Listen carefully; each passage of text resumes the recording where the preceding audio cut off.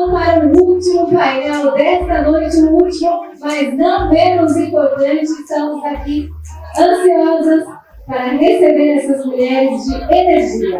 O tema é mulheres que se destacam no mercado de energias renováveis. Com vocês, com uma salva de palmas, recebam Gisele Queiroz, diretora de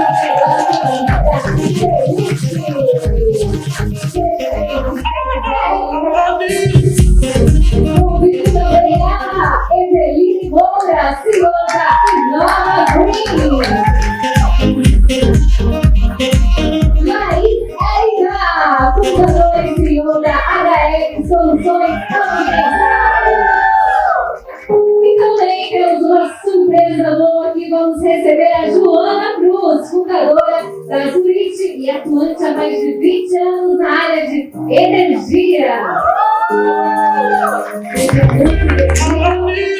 Nós temos um recado aqui sobre a Gabriela, é isso mesmo? A gente vai chamar um vídeo, né? Vou deixar aí com você então.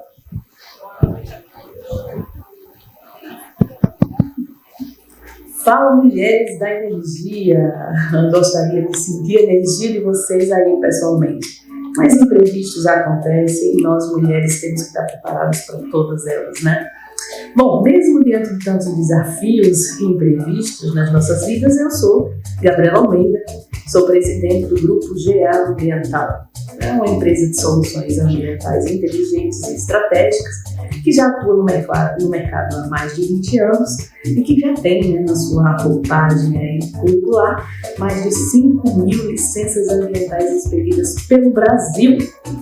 E fomos responsáveis por diversas usinas de energias, como a da Engevix, por exemplo, que ultrapassa e chega a quase, na verdade, mais de 2.000 megawatts, somando as suas usinas, e uma de 1.200 megawatts, inclusive é uma das nossas patrocinadoras. E também outras usinas menores de 100, 5, enfim, de empresas que estão aí com vocês no evento. Mas não foi só essas usinas que nós trabalhamos, também temos biomassa, hidrogênio, diversos ativos com sistemas de reutilização para geração de energia, enfim, é uma vasta gama curricular na área ambiental. Fomos responsáveis aí por diversos processos também de regularizações ambientais em áreas sensíveis e empreendimentos complexos, que essa é a nossa, na verdade, maior expertise e é onde nós somos referência no Brasil, em áreas sensíveis, áreas de preservação permanente. Bom, pessoal, mas não trabalho só com isso não, tá? Eu sou sócia da TWUP. A TWUP é uma agência de desenvolvimento e expansão de negócios de mulheres, para mulheres e com mulheres. Olha aqui, sintonia, né?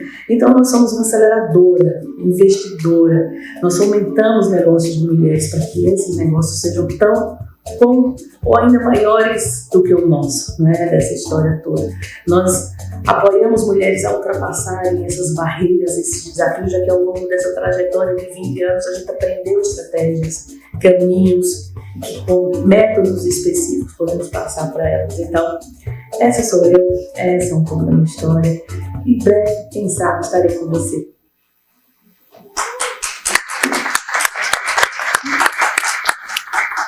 Pessoal, boa noite. Meu nome é Gisele Queiroz. A gente vai fazer bem rápido aqui o painel, porque todo mundo está aguardando na mesa de negócios, aguardando o coquetel. Então, a gente vai ser bem dinâmico aqui para não deixar ninguém maçante também esse nosso painel. Eu sou responsável pela área de riscos corporativos, de energia e infraestrutura, e venho do mercado de gestão de riscos e seguros, que é um mercado também, anteriormente, muito masculino. E a minha empresa, que ela tem a característica de ter hoje nos seus cargos de liderança 55% feminino. Então, é uma coisa que nós dois mergulhamos no mercado, de estar realmente fomentando essa equidade entre gêneros e realmente trazendo as mulheres para as mesas de negócios. Ao meu lado tem a Eveline Moura, a Laís Hélio e a Joana, que está nos presenteando aqui. Foi um imprevisto bom, trazendo tão reconhecida no mercado e fazer com que ela participe desse painel conosco. Então, eu vou começar aqui as perguntas, muito voltado para a experiência de vocês nesse sentido do mercado. Eveline, hoje, O que motivou você a entrar no mercado de energia? A entrar no mercado de energia? Oi, pessoal, boa noite. Responsabilidade aqui na última rodada aqui de conversa, mas a minha atuação sempre foi no mercado da construção civil e em uma especialização de gestão de obras voltadas especificamente para a construção civil. Eu me deparei com a disciplina de sustentabilidade, consequentemente com as energias renováveis, e me apaixonei. Então, eu fui buscar uma especialização na área. Eu sou do Ceará e lá não tinha ainda, estávamos aí em 2016. Então, eu fiz uma especialização na UFPR para poder realmente atuar. E foi algo assim muito decisivo de primeira. Eu fiz essa transição de forma muito consciente, vislumbrando o avanço das renováveis, e passei a atuar na GD. A minha empresa é a Inova Green. Nós temos um segmento voltado hoje integralmente para B2B, não foi assim que começou, mas hoje é assim. E a gente tem vislumbrado muito que esse mercado ele é crescente, né? Mesmo com a abertura aí para o Mercado Livre, a gente sabe que tem muita coisa ainda a ser feita. Foi assim que eu entrei na Solar. E você hoje é uma precursora no Ceará de desenvolvimento solar. Eu sou a primeira mulher a atuar no Ceará com a energia solar como integradora, e foram bastantes desafios, né? A todas nós, né? A gente sempre tem que romper barreiras, sempre trazer a aprovação do nosso trabalho. E, Laís, me conta um pouco, você é precursora de vários empreendimentos, diga para nós uma conquista ou projeto que seja uma referência que você se orgulha. Boa noite a todos. Não dá para a gente ver direitinho o rostinho de vocês, mas é uma alegria estar aqui. E realmente, quem é que estava aqui no ano passado? Pronto, só para compartilhar com vocês realmente o quanto é emocionante esse congresso. Parabenizar mais uma vez a Lúcia. Ano passado, inclusive por causa do hidrogênio verde, eu dei muitas palestras no Brasil, mas quando eu estive na edição do ano passado, realmente me emocionei muito. Para quem não me conhece, eu sou Laís Zérida, eu sou uma mulher parda de cabelos pretos, nordestina, neta de agricultor e de índia, com muito orgulho, e estou atuando aí na área ambiental, né, há 18 anos, e a área de energia mais ou menos 10 anos. E eu comecei minha jornada realmente no empreendedorismo, né, na verdade, um pouco um lado cientista da universidade, mestrado e doutorado, e trouxe um pouquinho da robustez da academia como uma prestação de serviço por meio da consultoria ambiental chamada HL Soluções Ambientais. E aí, nesses 18 anos, eu considero 2 marcos importantes, né, nessa trajetória. Em 2019, a gente começou o licenciamento ambiental, que é a área que a HL atua. A gente já licenciou, já possibilitou a viabilidade ambiental de mais de 18 gigas de energia solar e eólica. E em 2019, a gente licenciou um parque que até então, não sei se vocês lembram, um parque de 100, 200 mega era considerado um grande parque, né? De energia solar e eólica. E a gente chegou lá no órgão ambiental para licenciar um parque de 2,4 gigas. Eram mais de 6 mil hectares de área, totalizando quase 7 milhões de placas solares. Então, inclusive os empreendedores da época eram chamados de loucos, né? Porque ainda não tinha muito essa vertente de grandes parques. Não existia ainda a pauta hidrogênio verde, então realmente era algo bem atípico. Então, foi um licenciamento bem peculiar, bem particular, foi construído por várias mãos, aí, desde o órgão ambiental, as equipes de engenharia, porque o licenciamento tem essa possibilidade, ele une várias pontas aí com relação à viabilidade mesmo de projetos. E o outro marco é o hidrogênio verde, né? Eu também venho do Ceará, e aí, como vocês devem ter visto, inclusive eu senti falta dessa pauta aqui nos painéis, eu não vi ninguém falando sobre hidrogênio verde, eólico offshore. E aí trazer mulherada tem muita oportunidade aí nesses 2 mercados. Eu sei aí que solar, eólica, onshore já está um pouco mais consolidado, mas que a gente observe esses 2 mercados, porque tem muita coisa para desenvolver. Inclusive, para a gente fechar, para fechar aqui minha fala inicial, eu acabo acumulando aí algumas funções. Por exemplo, eu também sou diretora de meio ambiente do Sind Energia Ceará, e coordenadora regional do INEL, também com a pauta de hidrogênio verde lá no Ceará. E como diretora do Sind Energia, a gente visitou 4 países Holanda, Alemanha, Dinamarca e Inglaterra, em 2022, para entender um pouco a pauta do hidrogênio que começou lá no Ceará. E o que é que me encantou? E aí eu gostaria de externar isso para vocês. Nós estamos vivendo uma oportunidade única, que é, de fato, ajudar a construir uma estratégia global em prol da transição energética. A gente não vai só executar uma estratégia 10, 20 anos depois, como é o normal da nossa economia. Está todo mundo aprendendo a fazer juntos, né? Então, hoje já está um pouquinho mais consolidado, mas gostaria de fazer esse chamado, porque o hidrogênio ficou uma missão mesmo na minha carreira. Então, eu acho que esses 2 pilares, Gisele, foram bem representativos, né, como profissional. O licenciamento de grandes parques. Inclusive, a gente já licenciou, né, um de 4,7 giga, tá, gente? Um único empreendimento que vai gerar 4,7 gigas. É muito grandioso. E a pauta do hidrogênio, que a gente está aí assessorando algumas empresas lá no Porto do Pecém, no Porto de Suape, em Pernambuco, aí totalizando quase 6 gigas de eletrólise, né, para a produção de hidrogênio. Então, esses dois exemplos são que realmente marcou muito aí nessa trajetória, principalmente da HL. Perfeito. Então, para os jovens que estão iniciando no mercado, focar em hidrogênio verde seria o futuro, vamos dizer assim. Isso, o mercado vai precisar de mais de 50 mil, né, vamos dizer assim, vagas de emprego que vão ser abertas. E são novas vagas, que aí também lá no Ceará, tanto o Senai como a UFC estão abrindo aí novos cursos.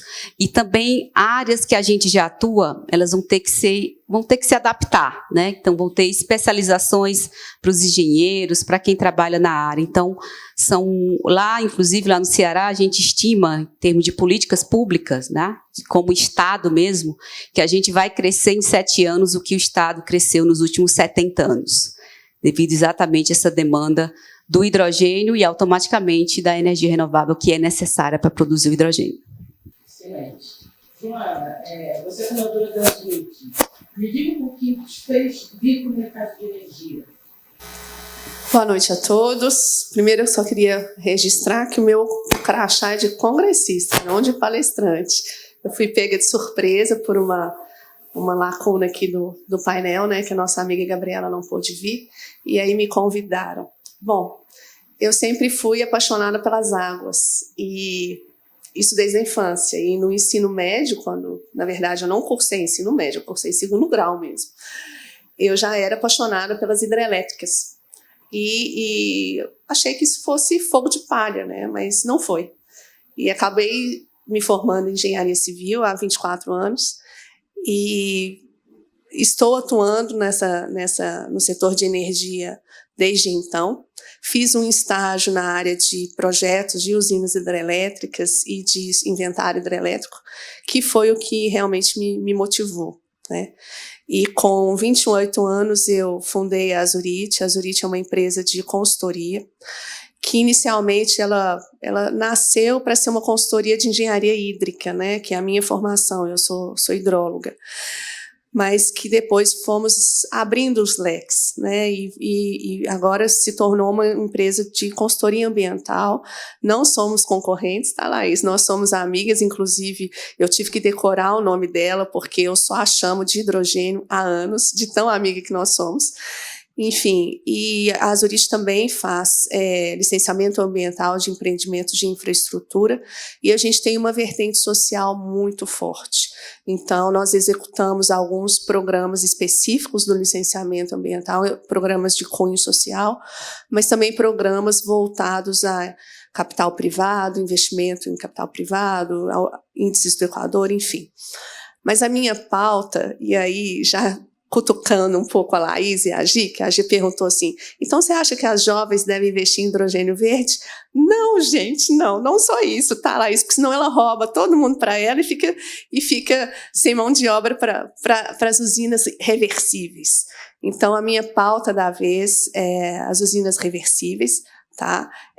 Que foi um tema que não foi falado hoje aqui, mas eu creio muito nessa complementariedade das fontes. Tá? Tudo que foi falado aqui sobre solar, eólica, geração distribuída, eu creio muito nisso, Mas eu creio que exista uma necessidade da gente reforçar o nosso sistema básico, né?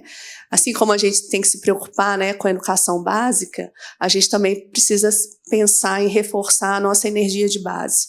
E a nossa energia de base é aquela que não oscila, né? É aquela que está disponível 24 horas por dia, independente se tem vento, se tem sol. E isso não é demérito das outras fontes, de forma alguma. Eu acho que o desenvolvimento da energia hídrica, ela fomenta, inclusive, o desenvolvimento das outras fontes, né? E nesse meio, há uns 4, 5 anos, eu estou estudando as usinas reversíveis, né? E faço um pleito aqui para as advogadas do regulatório, que falaram muito bem, mas, por favor, resolvam logo esse problema. Estou vendo a Renata ali, da Abragel, resolva isso logo para nós, porque nós, da engenharia, temos projetos sensacionais para serem implementados no país. Só no grupo de trabalho que eu participo, nós temos 800 gigas em projeto, e que a gente só precisa de lei, né, que isso seja levado para a Câmara, para o Senado, e aí aqui é o meu pleito, né, para as minhas amigas do setor regulatório. Ótimo. Eveline, quais foram os maiores desafios que você enfrentou ao longo de sua carreira no setor de energia, que é um setor basicamente masculino, antigamente? Bastante masculino, mas eu acredito que quando a gente fala no Ceará, a coisa piora. Quando a gente fala o cabo da peste, como a gente chama lá, o desafio fica maior, viu? Então, esse realmente foi um desafio que eu senti na pele demais no começo, porque diversos negócios eu sei que eu não ganhei, não por falta de competência, mas por escolherem um homem. Então, chegou uma vez assim que eu fiquei muito triste mesmo, que o gerente me falou, olha, a melhor proposta é a sua, a melhor explanação foi a sua, mas ele vai pegar a solução que você deu e vai fazer com o filho do amigo, porque ele acredita que quem vai implantar é um homem. E eu fiquei muito chateada, muito chateada. E aí, realmente, aquilo só me deu mais força de estudar mais, de buscar mais e me diferenciar pelo conhecimento. Porque numa roda repleta de homens, você só consegue fazê-los calar e ouvir se você souber mais do que ele. Isso é uma realidade, né? E ter muita coragem de dizer para ele que o que ele está falando não presta para aquele cliente. Muita coragem, né? De dizer o que você está propondo não presta e eu provo por quê. Então, isso é muito complicado para a gente, né? Então, a gente tem que ter muita confiança do que a gente está oferecendo como solução. E aí essa questão que a gente viu no painel anterior, de realmente pegar a dor do cliente e saber qual solução vai se adequar melhor, né? E defender isso até o final. Então, essa questão do posicionamento foi um desafio muito grande, que, graças a Deus, eu venci. Hoje sou procurada para dar mentorias a outros homens que estão iniciando ou que já iniciaram há algum tempo e que eu não sei por que não sabem algumas coisas básicas ainda, elementares. Isso. Então, assim, quando falo em energia solar na minha região, as pessoas me procuram, não só os clientes, mas homens que não têm, digamos, a sensibilidade de saber como fazer aquilo da melhor forma. Então, isso para mim me deixa muito feliz, porque eu tive que chorar muito até chegar aí, né? E hoje eu tô... A gente aprende mais, eu acho. A mulher tem essa característica. A gente realmente torna a nossa dor, a nossa vertente para conseguir fazer mais e melhor. Porque eu vejo muito assim, essa dor, embora ela traga aquela frustração momentânea, é por pouco tempo. Você logo se refaz e busca uma outra estratégia para fazer melhor em um tempo recorde. Então, acho que isso é uma característica muito nossa. E buscar as formas de encantar meu cliente é um diferencial também que a gente aplica na Inova Green. Às vezes, para mim também foi um desafio isso, iniciar com pouco capital. E aí eu pensei muito como é que eu ia me destacar no meio dos gigantes que ali se propunham a fazer a mesma coisa. Eu optei em encantar meu cliente. Então, desde a hora que ele chega no meu escritório, ele é tratado como um rei, né? Costumo dizer que o pessoal oferece cafezinho mas eu ofereço um coffee break. Isso é verdade de fato. É sim, viu? É sim. Agora, coffee break em Minas é com pão de queijo, de verdade. Então, assim, eu tenho um cliente que só podia nos atender no final de semana. Só podia receber aquela instalação no final de semana, que é muito delicado. A gente sabe que é um período de estar com a família e tudo. Então, a gente se propôs a fazer para ele no final de semana. Ele gostou muito, foi num tempo bem abreviado. Mas, ao final, eu mandei para ele uma tábua de frios com vinho para ele poder compensar isso. Então, eu acho que esse lado criativo que nós temos, é muito inerente nosso, faz toda a diferença no nosso dia a dia. Eu acho que a gente tem que ganhar desse universo masculino com as armas que a gente tem. Entendeu?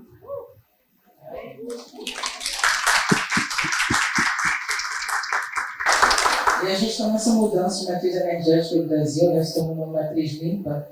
E, Laís, como você vê o papel das energias renováveis no futuro do mercado global de energia? Até retomando um pouquinho a minha fala anterior. A gente está vivendo a nossa maior oportunidade como nação, né, como Brasil. E aí tem um papel fundamental da hidrelétrica, que a gente tem a matriz, né, elétrica mais limpa, né, do mundo praticamente.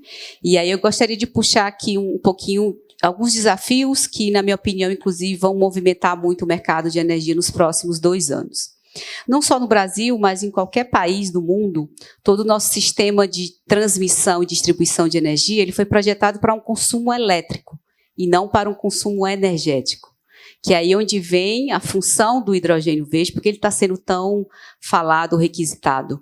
Porque ele realmente consegue, ele é um combustível, é um insumo, é uma matéria-prima, é uma fonte energética que consegue aí descarbonizar a economia em vários setores, né? Desde de base, é tanto que está muito comum, você que é mineira, eu estar em eventos de energia e quando a fé eu termino de falar sobre mineração.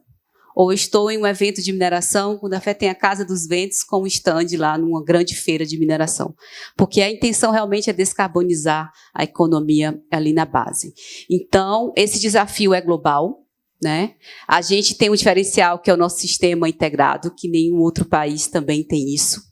Ao mesmo tempo que é um diferencial, ao mesmo tempo é um desafio muito grande, porque o sistema também não foi projetado para essa diversidade, né, de fontes, e aí cada região do país tem a sua vocação, seja biogás, seja rota biológica, seja hidrogênio, seja solar, eólica, ainda vem aí eólica offshore também para movimentar mais ainda. Então, acho que globalmente a parte de transmissão, né, e distribuição de energia é um desafio muito interessante. Inclusive, eu ouvi do pessoal da Abrat uma frase que me marcou muito. Sem transmissão não tem transição. Isso é verdade. Porque sem a energia renovável a gente não vai conseguir, realmente a energia tem que ser injetada aí na parte, né, do consumo, seja industrial, seja nas nossas residências. E aí um outro ponto que até teve um painel que foi da Zilda, né, que é sobre armazenamento de energia, que é outra área aí que vai demandar muito em decorrência desse desafio da transição energética. Principalmente pelo fato como a energia renovável ela é intermitente, ela tem picos de geração que muitas vezes não coincide com o pico de consumo. Muitos parques estão tendo que ser desligados justamente pelo excesso de geração. E para a gente conseguir abraçar essa demanda do hidrogênio verde, a gente não pode desperdiçar nada de energia. Então, realmente utilizar a capacidade máxima dos parques, armazenar e, quando for realmente necessário, a demanda injetar na rede. Então, esses 2 pilares aí são fundamentais. É tanto que muitos projetos de geração, deve ter aqui muitas empresas do setor realmente de geração de energia, tem muitos projetos que estão parados, que estavam ali numa velocidade muito boa de desenvolvimento, mas foram engavetados porque não adianta gerar, porque não tem aonde conectar, né? Vários pedidos aí sendo negados. Então, desse desafio da transição energética, que ela tem que ser justa, e caberia até um outro painel sobre isso, que falaram também sobre pobreza energética, é um tema muito delicado. Eu sei o que eu me lembro do cheiro da lamparina na minha infância. Né, meus avós eram da zona rural, onde não tinha energia e não tinha água, né, encanada. Então, eu me lembro do cheiro da lamparina. Então, ainda teve um número que foi falado, 70 milhões de pessoas ainda não têm acesso à energia, então não dá para falar de uma transição energética hidrogênio verde, onde tem milhões de pessoas que ainda não têm acesso à energia. Então, nesse desafio global, gostaria de destacar esses 2 caminhos aí, que vai ter muita demanda para nós, mulheres, nós, profissionais que estão aí tentando fazer a diferença no mercado. Gi, será que eu posso completar? Pode completar, por favor. Obrigada. Complementando a Laís, falei seu nome, olha. Eu vejo esse cenário de transição energética com um pouco de preocupação com relação ao quesito água. E aí, talvez vocês me perguntem, Joana, mas você até agora vai falar de hidrelétrica? Não. Eu já cheguei, nós da Zurich, nós prestamos assessoria, né, e consultoria para grandes parques solares também. E a gente sabe que esses parques solares, eles são instalados em região de grande incidência solar, né, e de escassez hídrica.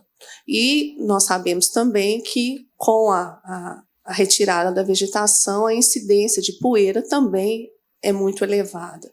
E essas placas solares, elas perdem a eficiência, ou tem a eficiência diminuída a partir do momento que nós temos depósito de poeira sobre as placas. E elas estão instaladas em regiões de escassez hídrica. Como limpar essas placas para, então, retornar o fator de capacidade de projeto, né? Então, eu já tive algumas conversas técnicas com clientes que chegaram na fase de viabilidade, de instalação, de licença prévia, de licença de instalação, e na hora da operação propriamente dito, não tinham pensado sobre como vamos limpar essas placas ao longo da vida útil desse parque. Existem técnicas, né, internacionais de trazer um robô com reuso da água para esses robôs passarem pelas placas, enfim, mas o fato é que precisa de água em algum momento. Então, eu queria conclamar a todos os empreendedores, todos os projetistas, para se atentarem para isso, porque existe uma sobrecarga do sistema hídrico e nós, enquanto empreendedores do setor elétrico, nós não podemos aumentar essa sobrecarga, né? E precisamos pensar em soluções hídricas para essa região. Porque senão, além das dificuldades, dos impactos que nós iremos levar para aquela comunidade, a gente ainda vai agravar um cenário que já é existente, que é um cenário de escassez hídrica. Então, eu conclamo a todos que reflitam sobre isso, né? E as questões climáticas, elas só vão piorar, né? Infelizmente, eu não sou pessimista, eu sou realista, mas a tendência das séries hidrológicas é piorar e esses eventos ficarem cada vez mais severos. E aí muitos clientes, desculpa, eles respondem, Joana, a gente vai resolver isso com água subterrânea. Não importa. A água subterrânea é que lá na frente alimenta a água superficial. Então não adianta descobrir um santo para cobrir o outro, não adianta. Então precisa haver, e aí eu conclamo os empreendedores, a um planejamento hídrico do seu projeto. Seja com água superficial, seja com água subterrânea, e sempre visando também o atendimento e o não comprometimento da sociedade que está envolto daquele empreendimento. E aí vem o desafio do hidrogênio, porque sem água não tem hidrogênio verde. Todos sabem como é que o hidrogênio verde é realmente, vamos dizer assim, obtido ou gerado? Pronto. Para ser hidrogênio verde, obrigatoriamente, o hidrogênio tem que ser oriundo da molécula da água, H2O, e a eletrólise tem que ser feita com fornecimento de energia renovável. Então, se for energia não renovável, é o hidrogênio amarelo. Então, ou seja, sem água, a gente não tem o hidrogênio verde, que é considerado o combustível do futuro ou a solução aí para a transição energética. E aí, só compartilhando que o Ceará, né, o Nordeste, é conhecido por justamente a escassez hídrica. E aí, mediante esse cenário, né, inclusive o órgão ambiental do Estado não aprova, não libera nenhum projeto que use água potável, por exemplo, para a produção de hidrogênio. Então, obrigatoriamente no Ceará, tem que ser água de reuso. Então, eu pego algum efluente industrial ou sanitário e trato, né, de forma que fique adequado para a utilização, ou a água de dessalinização, né, que aí pega a água do mar, dessaliniza e utiliza para o processo produtivo. Então, só destacando realmente sem água, e aí vem outras esferas e outros pilares mais importantes para o consumo dessa água somente potável. Né, Joana? Nesse ponto entra muito a gestão de risco, né, que a gente fala. Mitigar, por exemplo, essas soluções para que você possa trazer para ter uma boa funcionalidade de todo o sistema, e isso depende do planejamento. O problema é que hoje falta muito planejamento nesse sentido.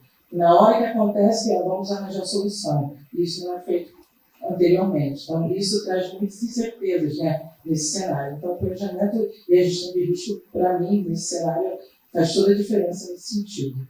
Eveline, o que você vê para o mercado, basicamente, de 5 a 10 anos aqui para frente? Gente, tem inúmeras oportunidades que eu tenho visto. Dentre elas, eu quero destacar o armazenamento de energia. É assim, um caminho que vai ser de expansão mesmo. Quero destacar também a mobilidade urbana sustentável, que tem muitos desafios ainda para poder consolidar-se no mercado e para a gente ter uma longevidade até do uso desses carros elétricos, com os seus eletropostos, com os seus abastecedores domiciliares também. Cá também o hidrogênio verde, né? Como a Laís falou, nós estamos lá no hub, mas é algo que é global. Então, isso é um caminho também sem volta. E essa abertura do mercado livre nos deixa também aí predispostos a ter soluções para tudo. Não só para quem quer estar na GD, como quem está atuando na GC.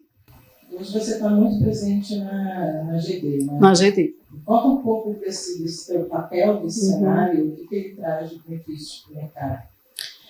Hoje a gente possibilita que um cliente possa gerar a sua própria energia, apesar da Lei 14.300 ter trazido aí algumas restrições que desestimulam um pouco o consumidor, isso é verdade, mas a gente não trabalha só com a GD, porque a gente busca a melhor solução. Então, a gente tem parcerias que, quando a gente pega a conta dele, a gente analisa todas as possibilidades, inclusive o Mercado Livre. Porque o nosso intuito na Inova Green é trazer uma solução que fidelize o cliente. Então, não faz parte dos nossos pilares oferecer nada que depois ele se arrependa de ter feito aquilo. Então, a gente tem que oferecer com muita convicção, com muita verdade, e fazer com que ele possa indicar outras pessoas, porque verdadeiramente aquilo foi bom para ele, né? Tem até um áudio de um cliente meu que ele passou por inúmeros desafios até conseguir gerar a energia dele. E ele já tinha tentado outras empresas, ninguém tinha realmente dado uma solução eficiente para ele, eficaz. E a gente ele passou um áudio dizendo, olha, eu não sei nem o que dizer, porque a senhora não é nem uma fornecedora, não, estou com vontade de lhe dar a benção, que a senhora é uma mãe. E aí, quando a gente botou isso na rede, todo mundo ficou comentando, rindo, mas realmente é porque é o nosso propósito. É levar a verdade e fazer realmente o que for melhor, porque solução a gente tem, diversas soluções. Então, não adianta a gente fazer algo assim direcionado para um mercado que é globalizado, né? Então, a gente tem que pensar global, mas agir ali para o cliente pontualmente. Perfeito, obrigada. Joana, pode, por favor, finalizar? Que a gente já até você tem um horário marcado. Na verdade, eu vou agradecer a oportunidade e realmente pedir licença, porque eu tenho que sair. Mas fica aqui meu pleito para estudarem sobre realmente armazenamento. Eu acho que a Evelyn pontuou muito bem, seja esse armazenamento por meio de bateria, né, armazenamento químico, enfim, mas eu vejo como uma solução muito plausível o armazenamento de água por meio das usinas reversíveis, que já são implantadas muito fortemente e há muito tempo nos Estados Unidos e na Europa. E a gente tem muito potencial para isso, como eu falei anteriormente, a gente já tem 800 GB de projeto, realmente só falta lei. E a usina reversível, ela preenche uma lacuna do sistema, quando nós temos uma geração muito alta de eólica no Nordeste e pouco consumo. A gente pode transferir essa energia para o Sudeste e armazená-la em forma de reservatório, né, e fazer o bombeamento. Para aqueles que não sabem, a usina reversível, ora ela funciona como geradora, ora ela funciona como consumidora, porque existem 2 reservatórios, um bombeando para o outro. Então, de forma que a gente vai gerar no sistema quando o sistema realmente demandar. Enquanto ele não demanda, nós estamos estocando água para oportunamente gerar. É muito interessante, mas eu acho que é um tema para um próximo encontro. Obrigada, Joana. Laís, por favor. Também só agradecer. Que pena que o tempo está curto, mas tinha muita coisa para falar para vocês, mas espero ter despertado, né, alguma curiosidade, né, principalmente no sentido voltado para o mercado de hidrogênio verde, que é uma oportunidade muito boa para o nosso país. E, né, reforçar aí a necessidade das profissões verdes, das profissões tecnológicas que vão ser necessárias para a gente conseguir possibilitar a transição energética justa. Então, muito obrigada e espero encontrar vocês em outros momentos.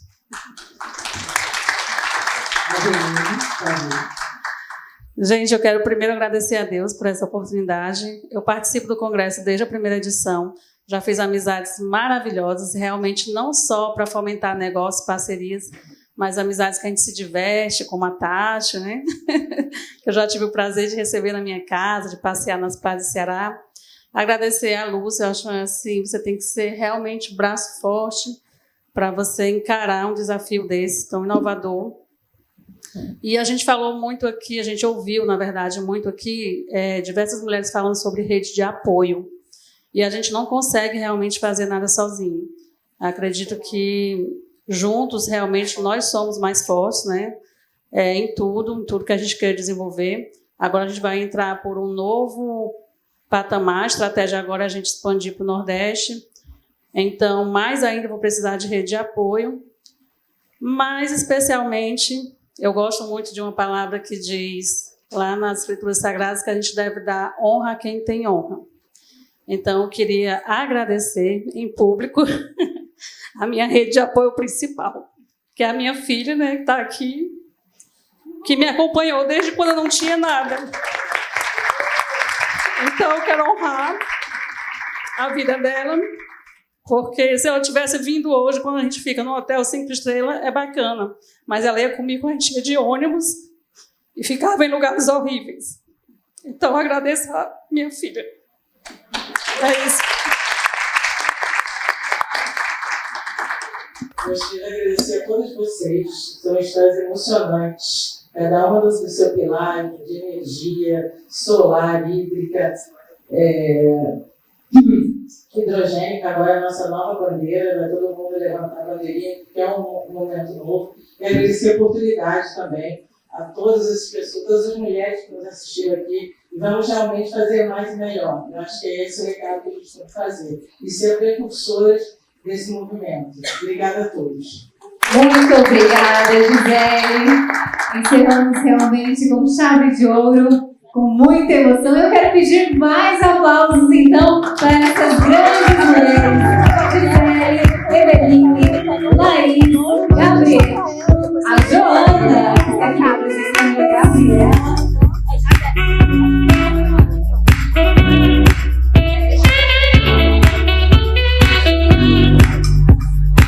Vamos registrar com fotos esse momento, então, nosso último painel, para que possamos, então, seguir para o nosso brunch.